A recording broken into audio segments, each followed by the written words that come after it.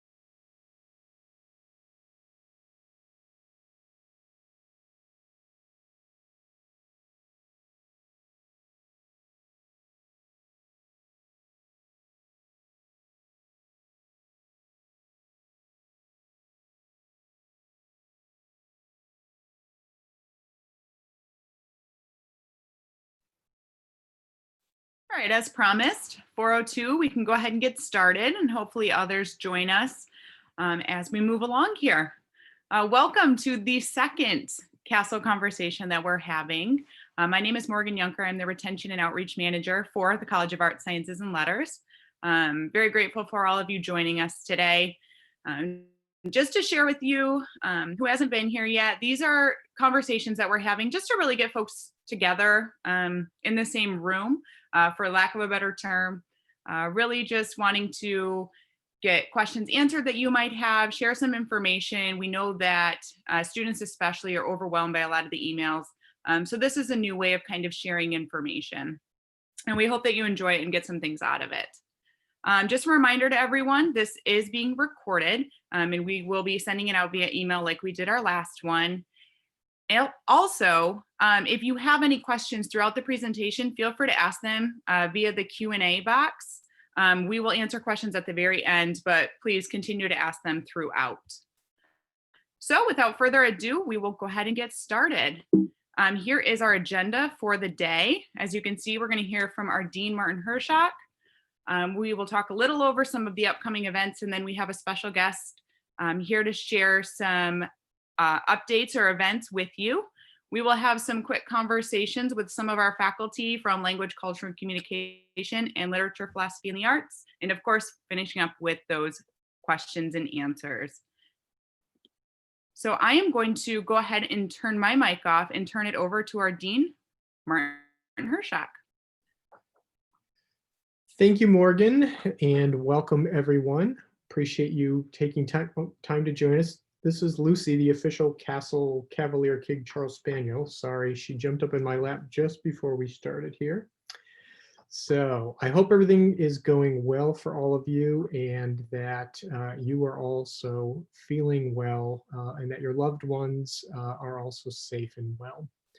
I know that it's a busy time of the semester, but I thought that it would probably behoove us to spend a few minutes talking a little bit around about some classroom issues or your classroom experience, things that might be going on for you.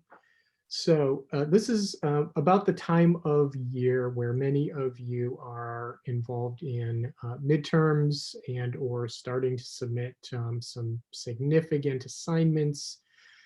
It's also the time of year that I begin to hear from students about concerns that they're having relative to their particular classes, or maybe an issue that they're having with the instructor for the class. It's also the time of year where we start seeing an intensification in the number of academic integrity cases that are reported to the college. So I just wanted to spend just a couple of minutes talking about some of these issues. First of all, if you are having difficulty in your classes, maybe the instructor for the class is not being responsive to your emails, or perhaps you're having some technical issues that have been hard to resolve. Maybe some of the instructors' assignments may be a little bit difficult to understand, or you need some clarity, or you don't feel that what's being presented to you is particularly clear. I would strongly recommend and urge you, first of all, to reach out to that faculty member and to see what can be done to resolve that situation. If the faculty member is not being responsive, and that does happen sometimes for various reasons. It may be that they've got some issues in their own life going on. Maybe they're not entirely comfortable in this online environment.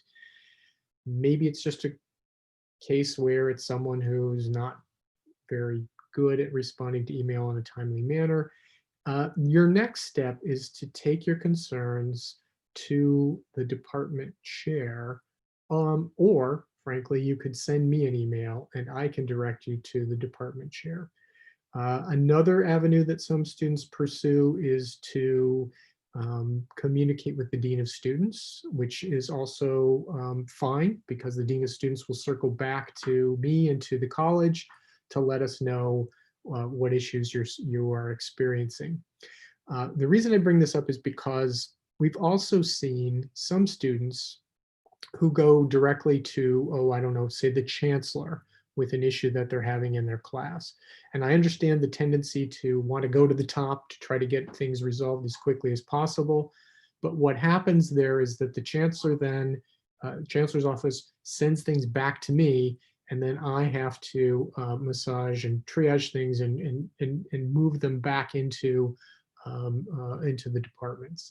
So it's much better if you go directly to the department chair. They're close to the professors. They're closer to the issues, and they can deal with those directly. So you should not hesitate if you're having those kinds of issues. Don't hesitate to reach out first to your instructor, but if you're still not feeling heard, then to the department chair. We want to make sure that your classroom experience is a positive one and that you are getting all of the information that you need to be successful. All right, so that's that piece. The other piece is the academic integrity, the plagiarism and cheating cases. Now, I know that no one here in attendance today is going to be doing any of those things, but I do want to let you know that should you find yourself in a situation where you've been accused of cheating and or of plagiarism, there is an appeal process that goes along with the reporting. So the faculty member, first of all, would have to, okay, sorry, I got to let my dog down quick. There you go. Off, go do your thing. Faculty member is obligated to meet with you to lay out whatever evidence they claim to have in relation to the alleged violation that they're charging you with. So that is the first step that has to take place. If it doesn't take place, the process has already not been followed. Should a violation be then reported to the college, you would have an opportunity to appeal. And I would strongly urge you, if you find yourselves in the midst of any academic integrity case, that you reach out to the ombudsperson here at the University of Michigan-Dearborn, and that you work with the ombuds office, and they can help to guide you through the process. It's really important that you have, I think, that guidance and someone who's been through the various steps to help you along. So you can also reach out to my office, and I'm happy to put you in touch with people that can help you. Hopefully that never happens to any of you, but it's a good reminder that there is a process in place and it does need to be followed. Okay, that's enough on the classroom experience. I hope your classes are going well. I've generally been hearing very positive things from students, and my kudos to the faculty. They're getting complimented on the work that they're doing this semester. So we're coming up on winter registration. The winter schedule will be published very soon. And one thing that I strongly urge all CASL students to do is to register as soon as they possibly can. I understand sometimes that you need to wait because you're trying to figure out how you're going to pay for things. But one of the problems that we encounter is if students wait to register for courses is we don't have a good sense of what the demand is for particular courses. And that makes it sometimes difficult to ensure that we have enough courses, enough sections of particular courses to go around. So the sooner that you register, the better our information is. And if we need to think about adding an additional section, we can already start the process of planning for that. If you wait, last minute scrambling generally leads to poor results. And some of the people that we might turn to teach those courses may be already previously engaged. I just want to encourage folks to register as soon as they possibly can. The last thing that I wanted to touch upon here is the new block tuition. Right, so this is a brand new model here at the University of Michigan-Dearborn. So for those of you that have been here a while, you know that we used to pay by the credit hour. Now you pay a block tuition for everything 12 credit hours or higher. I would love to know, I'd love to hear from students how this is working. Did you find yourself, for instance, taking more courses this semester than you might have otherwise done in the past because of the block tuition, right? Because you're paying the same for 12 or 18 credit hours. I'm very interested to hear how block tuition is impacting or influencing the way students think about their course load, the number of credit hours they sign up for. Likewise, are students perhaps struggling, right? Our students work. That's one of the characteristics of UM-Dearborn. Our students are working outside of the classroom. And perhaps block tuition is encouraging students to take on more than they might be able to handle given their current situation. So if you have ideas about block tuition or you have feelings about it, or if you want to just talk about your experience, please reach out to Morgan, to myself, to your faculty. Let them know so that we can collect this information and share it with campus leadership.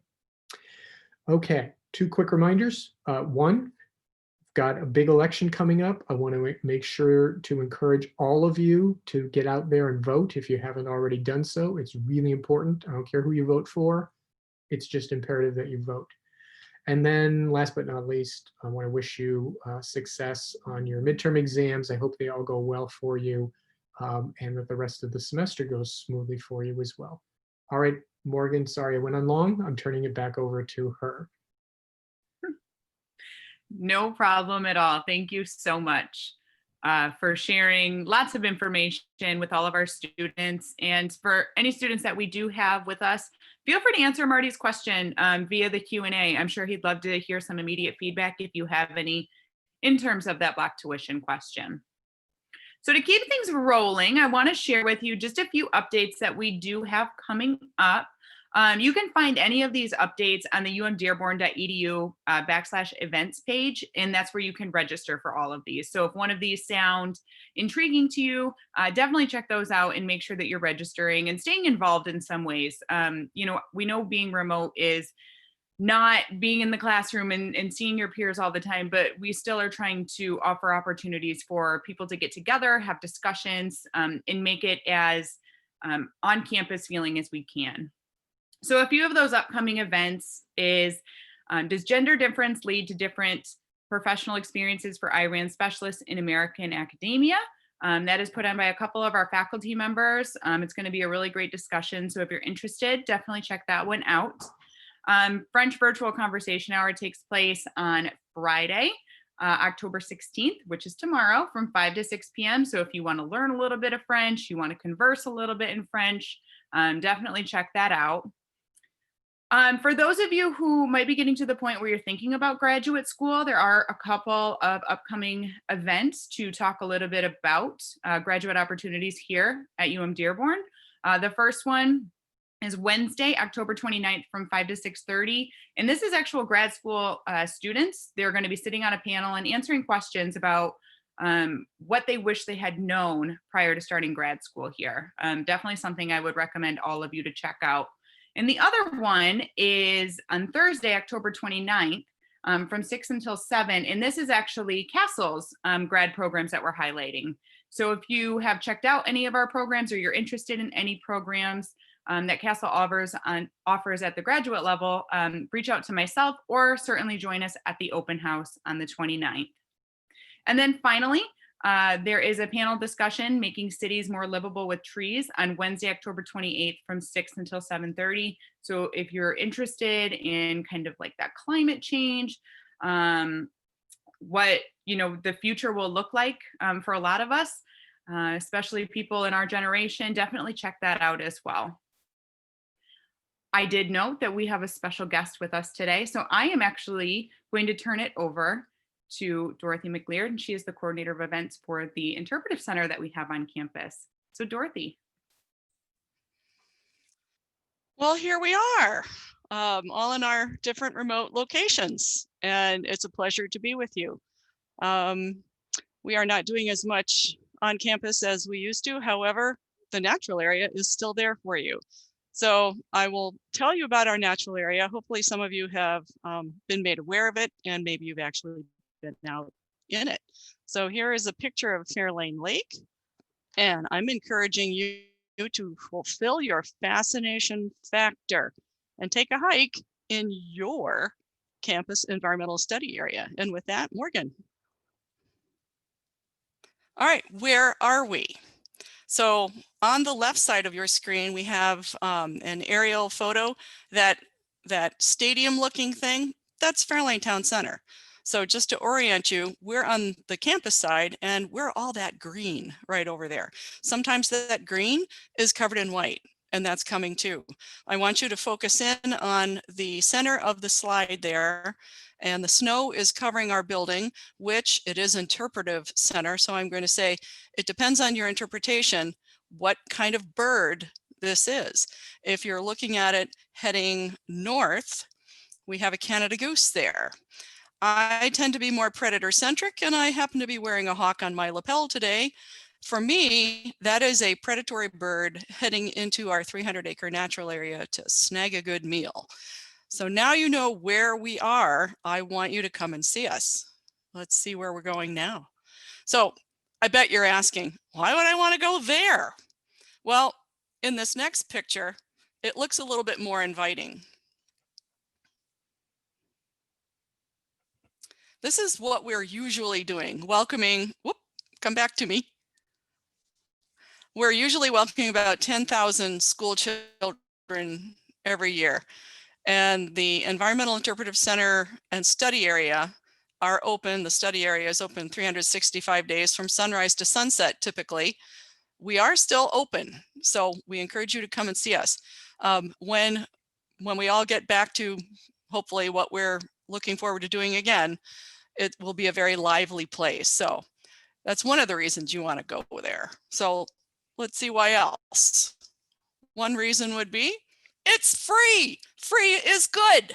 So you can come and see us for free. Another, there are over 250 species of birds that pass through Dearborn, and this 300-acre classroom, and it is used for classes as well as open to the public, is a wonderful place to just kind of stand still for a minute and listen and look at what's going on all around you. Another reason would be there are trees in the old forest that are over 400 years old. Now here in Southeast Michigan, we don't have a lot of old trees. So this is another thing that makes this part of your campus very special. Another reason, the Rouge River flows through the 300 acres. So we have a river flowing through our classroom. I think that's pretty cool. Not everybody can say that. Another reason, gee, it's midterms. Time spent outdoors, especially in green spaces, relieves stress. Who's feeling stress right now? Almost everybody. And recharges the brain. So this is a good place for you to be. Here are some things that you can see when you come. It might be a little chilly today for turtles, but we have a great selection of turtle species that live in that 8-acre lake. Over here, we have a couple of girly green frogs in our rose garden pond. And we have indicator species like this beautiful dragonfly. So again, might be a little chilly today, but these are going to be here for you, hopefully when you come on a nice sunny day. So that's the pond. This is our mascot, the great blue heron. The reason we chose the great blue heron, we see the great blue heron almost all the way through the year. So this is our EIC mascot. And we have mammals too. You're probably familiar with that fox squirrel that's leaning way up there to get those samaras from the maple trees. That's really good food for them. We also have our state mammal, the white-tailed deer. And if you visit our website, there is a short video on this next creature. This is a mink. We have several minks running through the property. I encourage you, visit the website so that you can watch this mink running around the trails. So go to our EIC website and watch some fun things that you might be able to see in person when you go out there. What's next? Hey, look at that. It's the upcoming event that Morgan talked about. So the EIC is sponsoring this panel discussion, and we're going to be talking about the benefit of trees in urban areas. And as you can see here, we have a good panel. We have Dave Norwood representing the city of Dearborn, Faye Foss from the Greening of Detroit, and a resident who will be talking about her experience living in Dearborn, which is a tree city, and Daniel Goldfarb from the Wildlife Habitat Council. And the environmental study area is designated as a Wildlife Habitat Council corporate lands for learning. So we got some street cred. So hopefully the next slide will invite you. This is why you want to come here. And I extend the invitation. Go ahead, press. We look forward to seeing you out on the trails. So when you're in the neighborhood, please stop by. Thanks very much for having me. Thank you so much for that. I hope all of you take advantage of the fact that we do have this really great area on our campus. I know that right now campus isn't necessarily open. You can't access the building so easily, but you can still be outdoors and be in nature. So certainly take advantage of what Dorothy talked about. Thank you so much. All righty, so moving on, now we're actually going to hear from a few of our faculty members within the departments, language, culture, communication, and literature, philosophy, and the arts. I wanted to add this section into our presentation simply because I think a lot of us think about, okay, I know what I want to major in, but how do I add value to that major? Is there a minor that goes well with it? Is there a certificate that goes well with it? Is there another major that maybe goes well with it? Some of you might not even have a major yet, and that's okay. I really just wanted us to start thinking about ways to study things that we're interested in and pairing different majors and minors or majors and majors and certificates together to really market ourselves once we are finished at UM-Dearborn and we're out there trying to have. We want to make sure that you are ready to market yourself. We want to make sure that you know what skills you have and what our different programs can offer you. So I am going to invite all of our faculty now to go ahead and turn your videos on and your microphones on, and we are looking forward to having this really wonderful discussion. I am going to introduce Jim Gilmore. He is the chair of these two departments currently, and he's going to share a little bit about each one of them and kind of how these programs work together and add to your degree. Jim. All right, thank you very much, Morgan, and thank you everybody for joining us this afternoon. So my name is Jim Gilmore, and I am the chair of the departments of Language, Culture, and Communication and Literature, Philosophy, and the Arts. And the disciplines in these two departments represent the broad range of the humanities on campus. On the most basic level, the humanities involve the study of the human condition and what it means to be human, to be part of a society and culture. We are the writers, the communicators, the journalists, the artists, the filmmakers. We study and teach the languages of different people, the analysis of literature and art history, and the fundamental nature of knowledge, reality, and existence. That's a lot. And we also serve as a bridge to the sciences, to engineering, education, public health, and to business. Sometimes I hear about a resistance to studying the humanities, and that is something I can certainly relate to. My own family wanted me to become an engineer. And in fact, that's what I set out to do a long, long time ago. I was going to major in physics. But my passions and my interests, they took me in a different direction. As an undergraduate, I ended up majoring in the humanities, in theater arts to be precise. I switched from being a science major to the humanities. And some of my friends thought I was crazy. How would I ever get a job after school? But my humanities degree opened me up to a wide range of possible careers because the degree is so much more than learning any specific skill. In the humanities, you learn how to think and how to write, how to speak a foreign language, how to tell a story, how to understand Shakespeare. And these things started to translate into my everyday life in ways that I didn't predict. I was studying human interaction and breaking it down to its fundamentals. And I was learning how to creatively organize and communicate my thoughts. These are the lifelong skills that allow us to gain new insights into everything, from movies, novels, and paintings to business models, politics, and public health. Our majors give students the tools to imagine the future and to prepare you for the jobs and the careers of that future. Employers actively seek to hire graduates with skills such as oral communication, critical thinking, and ethical judgment and decision-making. I learned that I could use my degree in the humanities to pursue my passion for filmmaking. I went to graduate school, I got a job at local TV stations, then into journalism, and then started working for public broadcasting. I started my own production company. And ultimately, I began teaching at the college level, becoming a college professor here in our journalism and screen studies program, who, to this day, still directs documentary films. So I want you to hear not just from me, but also from some of my amazing colleagues in our many different disciplines. So I'm going to turn it over next to Professor Margaret Murray, who will introduce her program in communication and public relations. Hi, I'm Dr. Margaret Murray, and I administer the PR certificate. So just to tell you a little bit about public relations, it's growing pretty quickly as a field, despite everything that's happening. If you're interested in communication and building relationships, you can add this certificate to any major, whether you're majoring in math or science or communication, which would make it really easy because the classes can double count.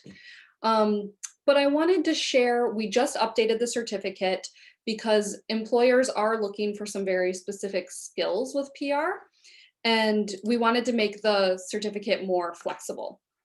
So I'm going to share the flyer that we just made, and I can share this with anyone who wants it. If you're interested in the PR certificate, you take 3 core PR classes with me, and then you can choose 2 classes based on your schedule and what you're most interested in, whether that's photography or digital design or journalism. So it's a pretty flexible certificate, but I also wanted to share that these are not stock images. So this is a recent alum. He was representing a local political candidate for local news. And this is PR campaigns where my class where we do our capstone project. So if you have any questions about the certificate and the new updates to it, you can email me. I'll share my email in the chat. And there's also PRSSA, which is a student group. Again, you don't need to be majoring in communication. You don't even need to be taking the certificate, but it's a wonderful place to network with other students and really get an opportunity to try out some of these skills and grow your professional experience, your professional network. All right, thank you. I want to hand it off to Ghassan. Thanks, Margaret. Hi, everyone. Thanks for being here. My name is Ghassan Abuzaneddin, and I'm an assistant professor of English here at UM-Dearborn. I teach creative writing and Arab American literature. And a lot of our, within the English major, you can study British and American literature from the Renaissance time to 17th, 18th century to contemporary times, as well as contemporary Arab American literature, ethnic American literature, including African American literature. As I mentioned, I teach creative writing, and we have two courses in creative writing: Introduction to Creative Writing and Advanced Creative Writing. And we are offering a new course, another upper level course in creative writing, not this year, but next year, called Ethnic American, the Ethnic American Short Story Cycle, in which we actually will study short stories written by ethnic American writers. So we're expanding our creative writing curriculum. What's exciting about majoring in English is the opportunities that it provides our graduates. So a lot of our recent graduates with a BA in English have gone on to law school. A lot of them have gone on to education, as well as editing. And a few of our students have actually pursued Masters of Fine Arts in creative writing. So there's a lot that you can do with a BA in English. It's applicable to to many different disciplines. So just keep that in mind. And what's interesting also about our faculty is that we really believe in this notion of a creative scholar. So what that means is, kind of trying to marry academic writing with creative writing. So what you might find in some of our literature classes, that you might even have a few creative writing exercises within those classes. So I think I spoke for a bit too long, so I'm going to turn off my mic. I'm not sure who I'm passing it off to, but I'll leave that to Morgan.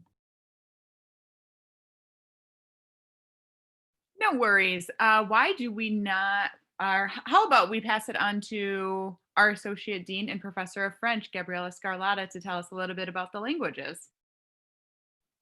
Hello, everybody, and welcome. Thank you so much for joining us today. It has been said before, but we have appreciated very much you are coming in and listening to us in a very busy time of the semester, in a particularly difficult semester at that too.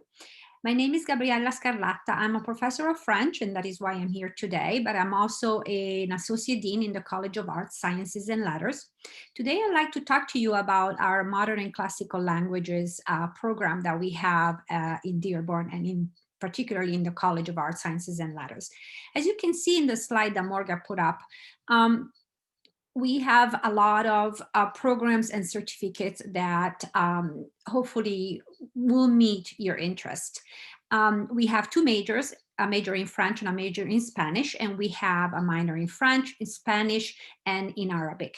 We also offer classes in German. The minor, if you going back to what Morgan was saying at the beginning, minors really go very well with any majors. A minor in French, a minor in Spanish, in Arabic. Learning a second language really enhances your major, whether it's a biology major, a psychology major, an English major, a communication, really no matter. For you to be able to speak a second language, or most importantly, to show that you are open and know a different culture, really shows a lot. It shows that you are a citizen of the world and that you're interested in what goes on everywhere in the world. So I often hear it from my students when they go for interviews. Their employers were very much interested in knowing about France, what they learned, did they go to France, why did they decide to study French. So a minor or a second major for that matter also will definitely put your resume on top of the list. Let's say it that way. As you can see from the slide, we also offer several more hands-on certificates. For example, we have an Arabic and a French translation certificates in which you improve, you're really dive deep into the language, but you also learn to translate it back and forth, French and English, Arabic and English. That's a very good certificate. We also have a professional language and cross-cultural competency. If you're interested in, if you're a business major or interested in business, working in, let's say, as a diplomat in a company, there are so many foreign companies in our Detroit area. That is a really good certificate because you learn the language of business, French of business, Spanish of business, Arabic of business, German of business, and you learn to communicate in a professional setting. We also have a very new Spanish for healthcare certificate. So if you have some Spanish under your belt, if you're taking Spanish or interested in Spanish, that is a new certificate. It will allow you to work in the healthcare, and there too, added to your list of credentials, minors, or major. I think that I have said everything, so please look at these certificates. They're on our website. There is the director of the certificate or the director of the program listed on the website. If you have any questions, please let me know. And thank you for your attention today. Let me hand it over to Val, our professor in philosophy. Hi, everybody. Thank you for coming today for this. I just wanted to talk a little bit of what we do in philosophy and how we do it. So philosophy is one of the world's oldest disciplines. We tend to sort of focus on the nuts and bolts of argumentation itself. How do you put together arguments? How do you tear them apart? How do you evaluate evidence and data from across a variety of different disciplines? We tend to be, I think, fairly interdisciplinary by nature, just in virtue of the fact of how we make arguments. I, in particular, work on I teach 17th to 19th century European philosophy, and I also teach Asian philosophy too, so two very different things. But our majors have gone to do all kinds of different stuff, and the employment in philosophy actually looks fantastic. So people have gone into HR, they've gone into market analysis, they've gone into insurance, and it turns out that in mid-career earnings for philosophy, which is surprising, are comparable to those of engineering. So it's actually the exact opposite of what people assume to be the case when you get the usual question, as we all did in the humanities, but in philosophy in particular, what are you going to do with the degree? It turns out you can do pretty much anything you want to with it. It's a fairly versatile degree. And I think it overlaps nicely both with the other humanities degrees as well as the more professional degrees. So I tend to encourage all my students to double major. Lots of people go on towards grad school. Law school in particular is a big one from UM-Dearborn. We've put quite a few people in different law schools, both in the area and across the country. And I think it's a field that has, a lot of different potential given what is happening with the job market in general, which more and more is focusing on critical thinking skills and the quote unquote soft skills, which I don't think are soft at all, right? Of how to understand the world rather than any one kind of particular thing. I think that's all I have on behalf of philosophy. And I think, the other thing that I was going to say is that we've more and more made our major more concrete, right? So we are looking at a lot of normative questions, things in environmental ethics, things in medical ethics, which is required across the board for most people who go into grad school in med nursing or to be a doctor and so forth. Thank you for organizing this. Thank you all so much. Lots of really great information. And as mentioned, there are lots of programs that you might not even have known that the college offers. So definitely take a peek at them and learn ways that you're able to study things that you might enjoy. Take this time to do that. You know, I was a journalism major as a student, and it has really allowed me to have so many different opportunities, be in this role right here. I never went to school saying, oh, I'm going to work in higher education. But it opened so many doors and taught me those skills that many of these faculty just talked about, to be able to really do whatever I wanted. And I found my passion in higher ed. And I just hope that for each of you as well. So definitely take advantage, have conversations with faculty, talk to your advisors. They are very, very well equipped to answer any questions that you have. And with questions, now I'd like to get into our Q&A portion. So I'm going to stop sharing this presentation and allow everyone to be on the screen. And we are going to get started with some of our questions. Just a reminder, if you have any questions and you want to ask them, just use the Q&A function. It should be at the top or at the bottom of your screen. So the first question, I will leave it to whomever would like to answer this. How do I know if I should do a double major or a major and a minor?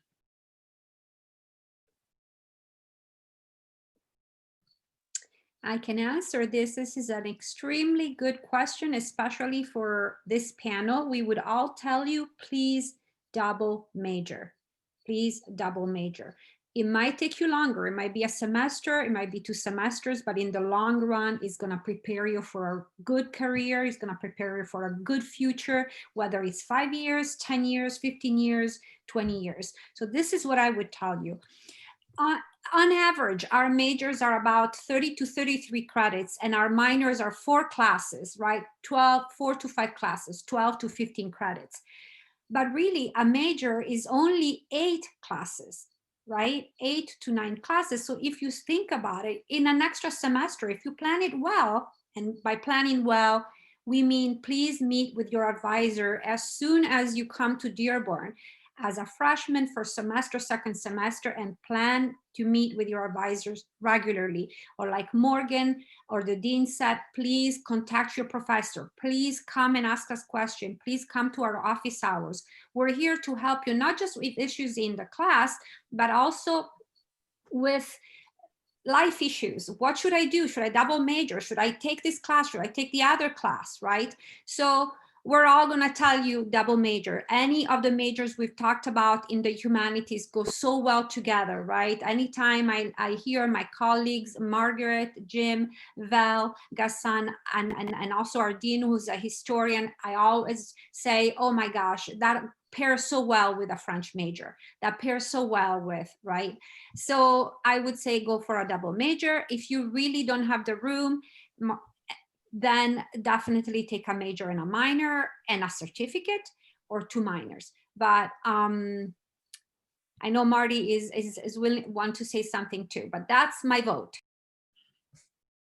I would strongly second that. I will add, because of play off of Vel's comment, because I got the same questions. Well, I was the first in my family to go to college, so they didn't understand what that meant to begin with.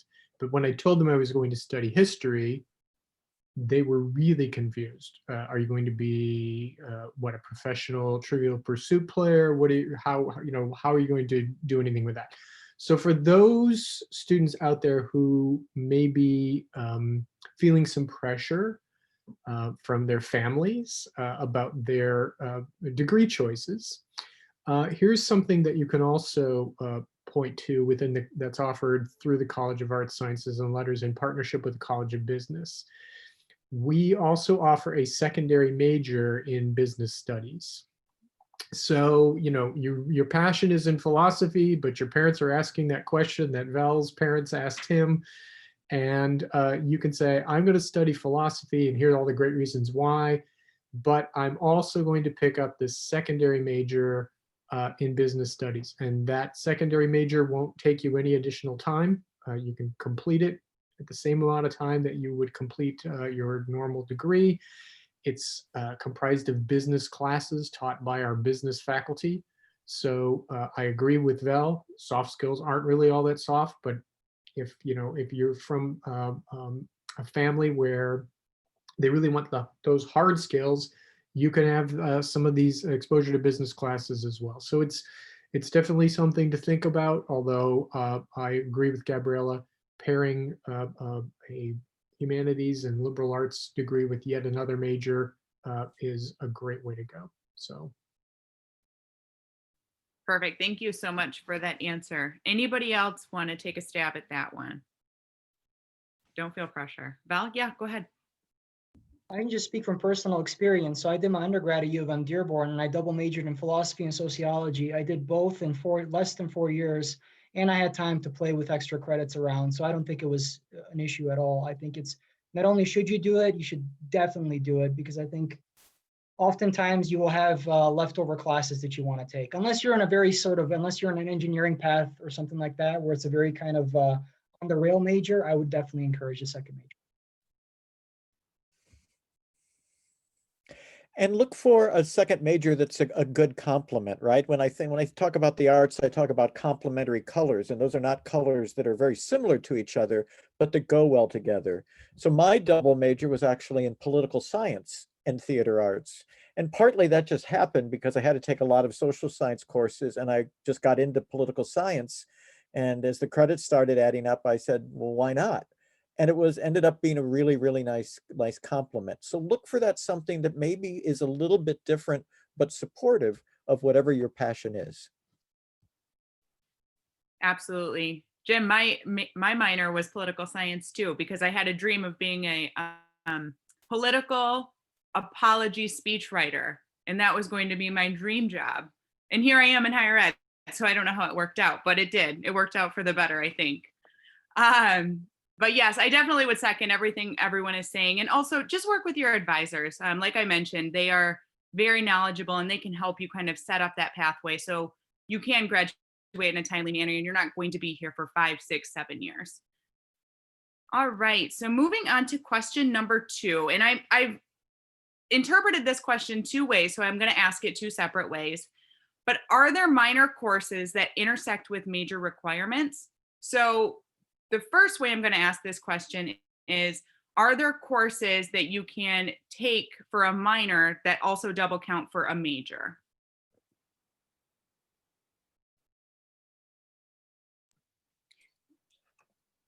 Yeah, Gabriella. Oh, Margaret, go ahead. Go ahead.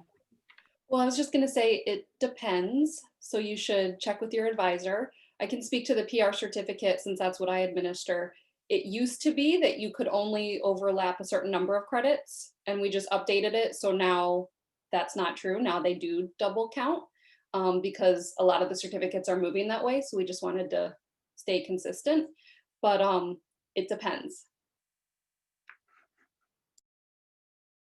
Go ahead, Gaston. Oh, well, yeah, I was just going to say that sometimes your courses might count towards, this is kind of similar to Morgan's, but it might, to Margaret's, it might count towards certificate. So for instance, there are 3 courses in Arab American literature that I teach. And those 3 courses actually count towards credits for a certificate in Arab American studies or a minor in Arab American studies. So always keep that in mind. Sometimes if it doesn't lead to a major, it might lead, some courses might count towards a certificate. Very good. And then the other way that I interpreted this question is, if you're taking courses, let's say maybe like elective courses that you're just taking, is there ways that those elective courses can kind of go toward a major or toward a minor without you necessarily planning it out or thinking about it? And I'm happy to answer that question. That question is, of course, definitely work with your advising team, but oftentimes when you're taking a major, you still have to have elective courses, and what you are doing as elective courses can often go into a double major or a minor. But I will also let our dean touch on this. That's very true. I was also going to point to, we have an integrated studies program in the college. So it allows you to sort of sample from different areas and to bring those different areas of focus together into an integrated degree. So that also could be something you could pursue. And for those of you who are really ambitious and who have something uh, uh, really unique or specific in mind, there's always the individual program of study that's available as well.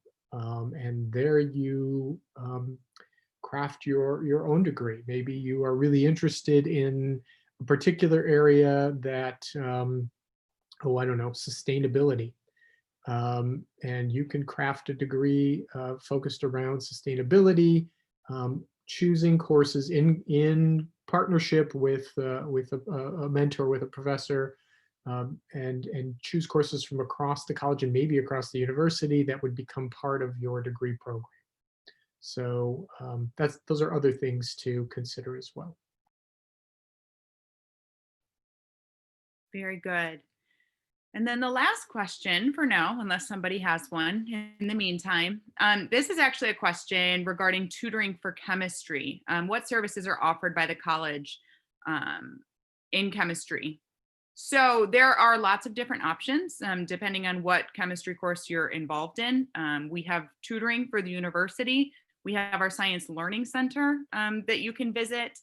There are also supplemental instruction or SI opportunities. So there are several different ways depending on what exactly you're looking for. I will put my email in the chat if you wanted to email me privately. I can set you up with a point person to be able to help you find whatever service tutoring wise you're looking for chemistry. Yeah, Marty. I was just going to add, and all of that's available virtually, right? So it's not something you have to venture to campus to access. The Science Learning Center has developed online modules.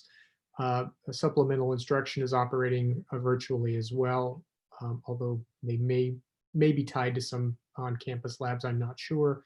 But those opportunities exist virtually, so you don't have to venture to campus to take advantage of them. Definitely.